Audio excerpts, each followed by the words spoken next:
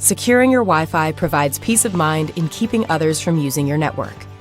It's best not to leave the SSID, better known as the name for your Wi-Fi network, or password with the default settings.